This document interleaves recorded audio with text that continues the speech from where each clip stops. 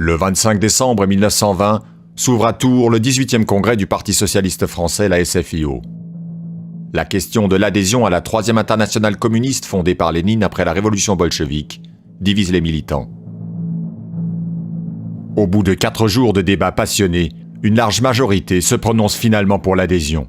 C'est la scission du mouvement ouvrier, la tendance majoritaire abandonne la SFIO pour créer ce qui deviendra le Parti communiste français. La discorde avait commencé avec le ralliement des socialistes à l'Union sacrée pendant la Grande Guerre.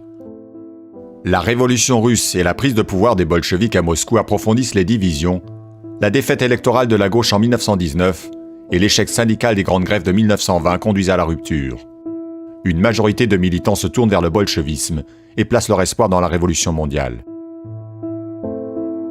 Mais une fraction des socialistes incarnée par Léon Blum rejette catégoriquement l'alignement inconditionnel sur Moscou et les 21 conditions posées par Lénine au ralliement.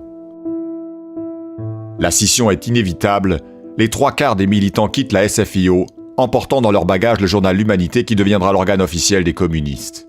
L'année suivante, la fracture du parti provoque aussi une scission du syndicat de la CGT.